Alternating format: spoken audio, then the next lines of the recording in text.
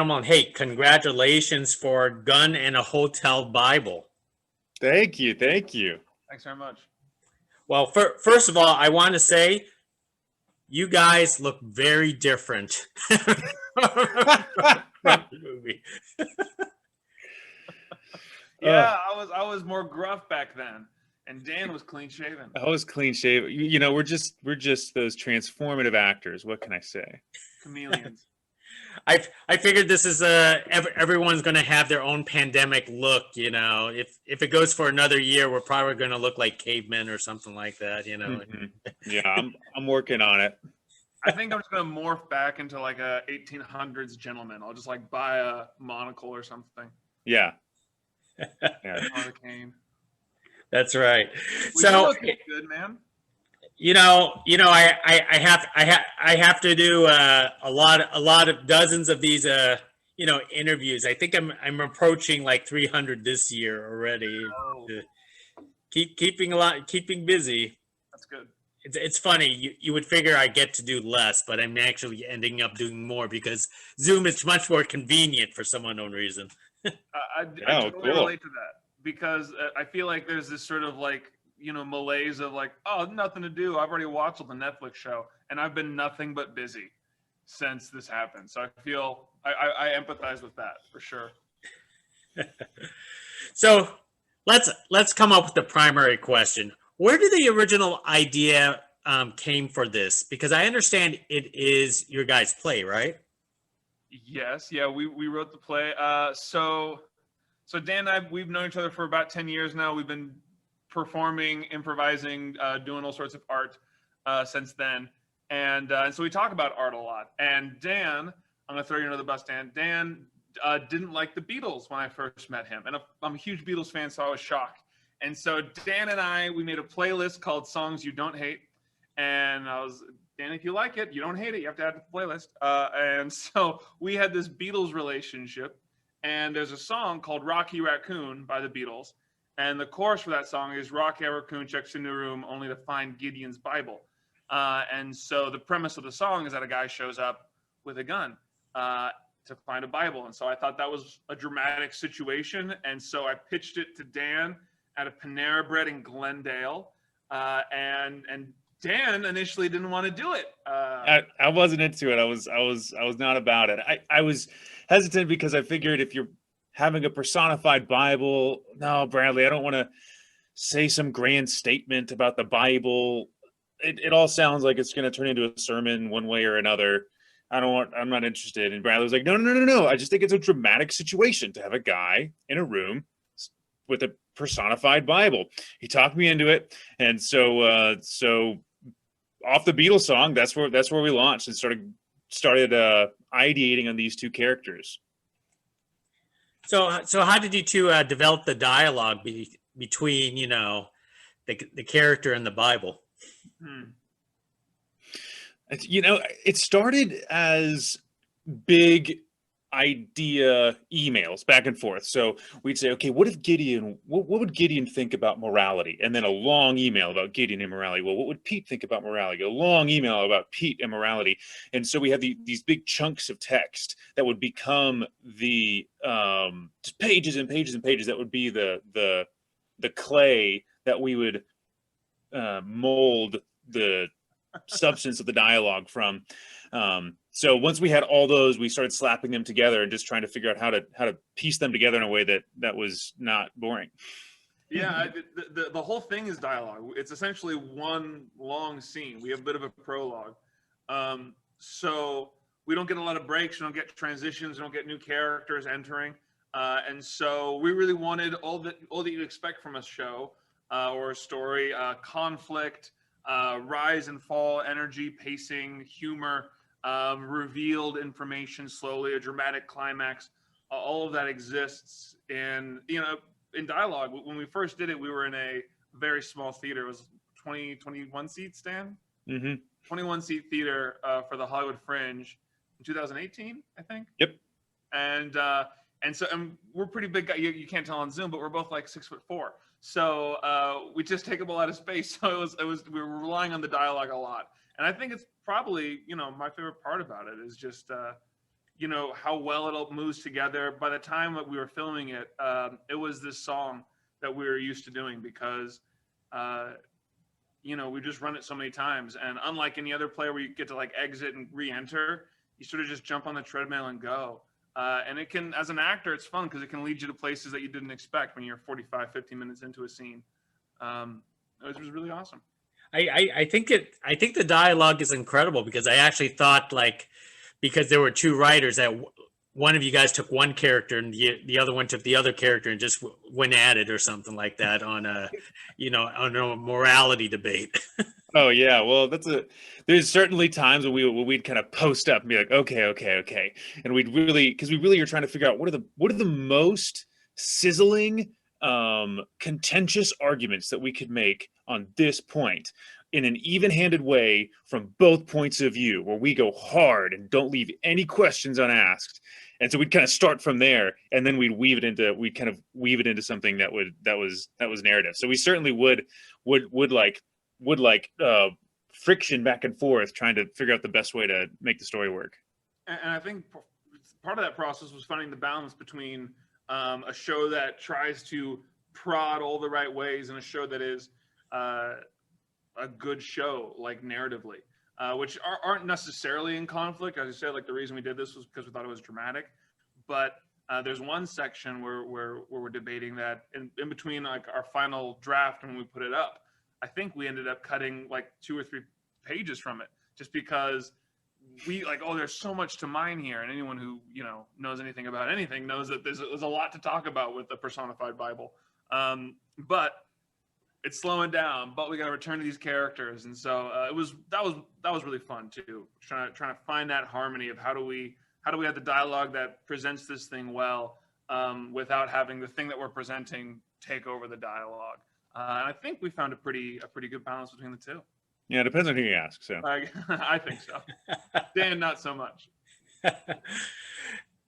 Just out of curiosity, are you guys religious? Or you had to do research to basically come up with some of these arguments? Both of us have backgrounds growing up of being in faith communities, so there's certainly some that we got for free in terms of our background, and then there's certainly a lot that we had to kind of like think about and be like, oh man, what would somebody say? Or let's watch a debate on YouTube and see what these guys say, you know.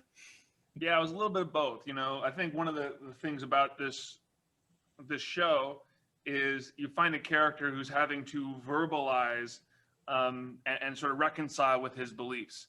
And in some way, that's what Dan and I's process was trying to take these ideas and put them into words, which can be one of the most challenging things to do. It's amazing just how much of the stories that we were told or that we believe in when we were younger are layered and you know, can kind of coexist with each other. And how do I parse that out? And so as, you know, Pete comes in contact with the literal word, we as writers were sort of trying to do the same thing, try to take these ideas that came, as Dan said, from our experiences growing up in the church, and sort of the presupposed situation. Neither of us have talked to a book per se, and neither of us have, you know, gone to a hotel room with bad intentions. So it was, you know, some of it was made up, some of it was, you know, from experience, and trying to put all that into language was the process. So when did the process begin where you guys made the decision saying, you know what, we got this play, it will now make a great movie? Really began when Raja Gosnell, our executive producer and director, and Celeste Gosnell, our executive producer, came to the play almost every night of the play. They were big fans. My parents, my loving parents. So. Yes. So they came to the play and you know, as you know, me and Bradley have done a lot of stuff that they've come to because they're fans on a personal level, whether we're good or not. And so anyway, so they came and they were huge fans, and they were the ones who said, you know, we think this is great. We love watching the conversations that happen on the sidewalk after the show happens. People who are in faith communities, not in faith communities, burned by the church, have good and bad churches, but everyone wants to talk about it and wants to connect and kind of discuss these issues, and as opposed to feeling standoffish. We love these conversations that are happening. We'd love to see if we can do a movie. And so me and Bradley were like, okay. And it was just a dream come true. We moved straight into pre-production. How does it feel for you guys that people talk about it after, watching the plays? And obviously once they see this movie, it'll be the same thing. I hope so. There's always a little bit of an adrenaline after a show. So to some degree, I didn't really recognize exactly what it was, because we would load in the set and then we'd do the show and then we'd load out the set and we have to put, the bed and the desk and all our props into a car. So in some ways we didn't get the full impact of that. But, as the play progressed and we got picked up for an encore performance, and then you started to realize people are asking me to quote the show to them. What was that line that you said over? Oh, it's this line. And people were coming up talking about, their experiences in religion. People were saying, this is the thing I want to share to my parents who are in communities of religion. And we had a few conversations with people who just had no stake in religion at all, who were just like, listen, I don't really care. I have no interest. It's never been a thing for me, but I thought the play was great. And I've certainly, that's like the widest range of compliments I think I got, or interaction perhaps, was people expressing deep held beliefs. Normally post-show meet and greets are like, great job, you were great. And people were saying, really profound stuff to us. And I don't know, I wonder for you, brother, but to me, it really came as something of a surprise. We weren't necessarily trying to make some grand conversation starting entity. We were just trying to do a play that wasn't bad. And so, when it ended up having when it ended up being a way for people to have a way to start and interface on sensitive discussions in a way that felt mutually respectful. It was a real pleasant surprise that people received it that way. Now, both of you have on-screen experience before. How was the transition to basically perform these characters on screen? From theater, moving from theater to screen? Yes. That's a great question. It was quick. It was really fast. As I said, it's one long scene, so you get a rhythm between Dan and I doing it. But we shot it in 5 days, essentially. And when you see the film, it's just us in one room. So there's a lot of long shots, a lot of movement, a lot of choreography with the camera. And Raja and Robert Arnold, my cinematographer, are just wizards in terms of making the space feel empty when it needed to be empty, claustrophobic when it needed to be claustrophobic, and just not let it get boring. But for us, what that meant was, some of these things we're going to get only a few takes at, and we got to drop in and knock out, a page and a half of dialogue. So it was a lot of fun. It was a really fun experience. I've never had a film experience where I was that familiar with the text, and where my movement in space felt so well established. I've never worked with a Steadicam before. That was really fun, actually. It became a new, as Bradley said, the dance of the two of us on stage became a dance of 10 of us in a room with the Steadicam and the sound, and we're all kind of dancing around each other in some of these long shots. And it was, I'm so grateful for Alicia LeBlanc and Raja, our directors, for helping us shape the performances and do what we need to do to try to keep what we loved about what was happening on stage, but try to channel it into the medium of film. Well, you guys know the dialogue by heart, so I guess that actually makes things a little easier, right? So yes, it certainly helped. I highly recommend it if you're going to try to be in a play or a movie. Yes. Yeah. Now, because a play is one thing, but did you basically had to make adjustments to the script a little bit for the film? Yeah, I would say. I mean, we adjusted some of the language. We adjusted Well, I guess some of the shooting, certainly we allowed our, because on screen we were able to get outside the hotel room a little bit and explore a little bit more of the world.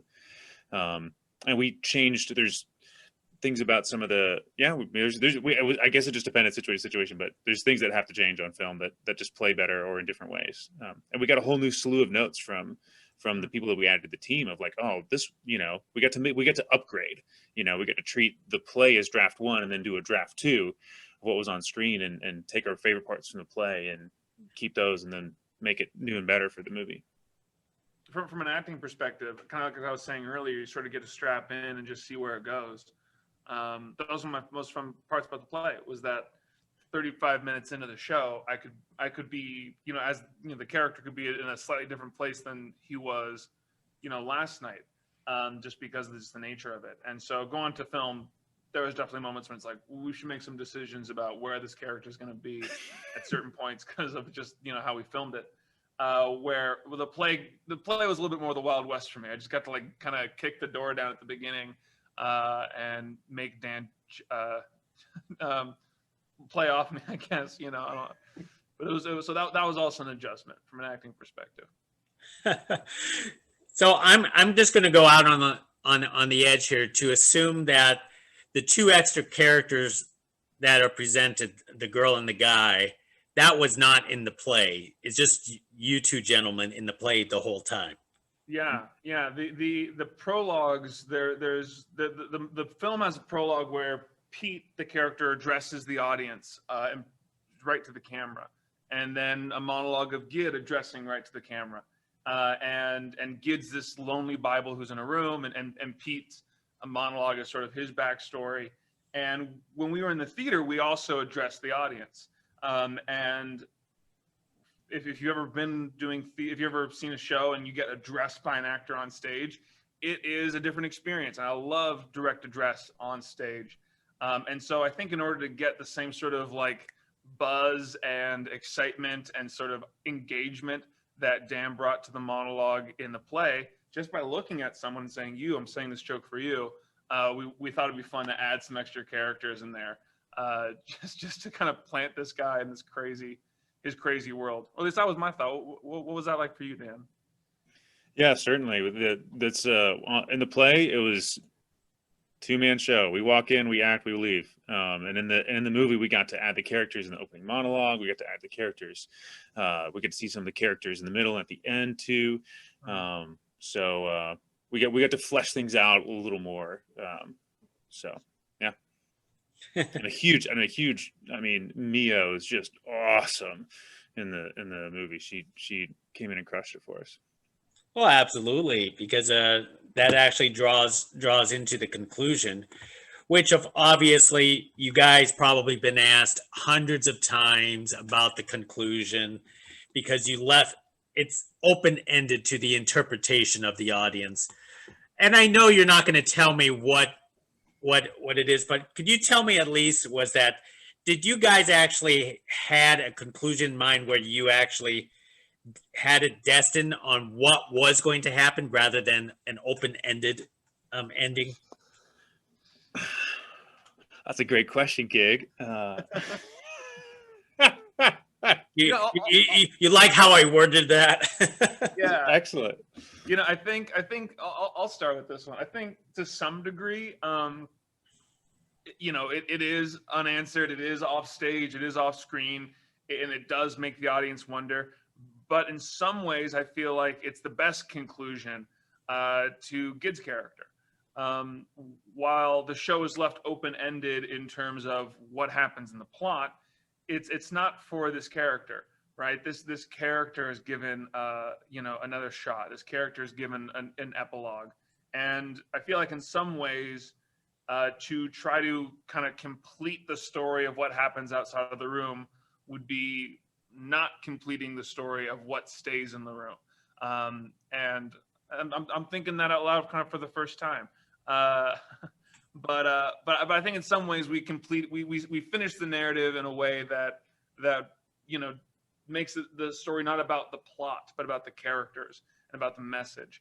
And then to some degree, it's just fun to do. I get fun texts from people a day out being like, "Here's what happened. Here's what I think happened," and that's Way to always a go, blast. cool. That's a great idea. Yeah, because again, for me, it was different every night, which is fun. Excellent. Well, let me leave with one more thought for both of you gentlemen, because we're actually talking via Zoom, social distancing at its best right now. But that's because we're living in crazy times right now. So I would like to know is how you guys staying sane and creative during times like this. That's a great question, Dan.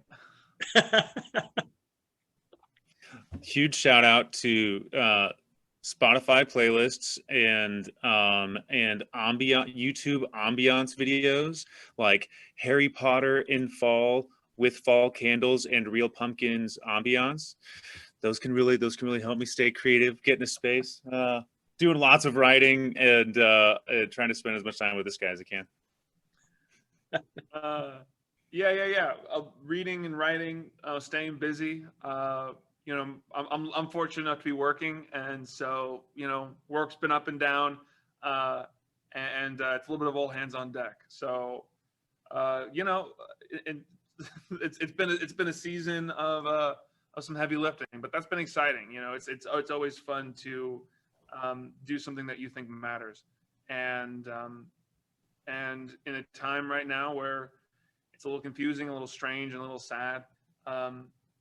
Finding the things that matter is important. And so I feel very lucky in that way. Excellent. Well, gentlemen, hey, congratulations once again for the Gun in the Hotel Bible. It is definitely a conversation that people will actually have after they check out the film. Thanks, kid. Appreciate it. Thanks. Thank you. So next time.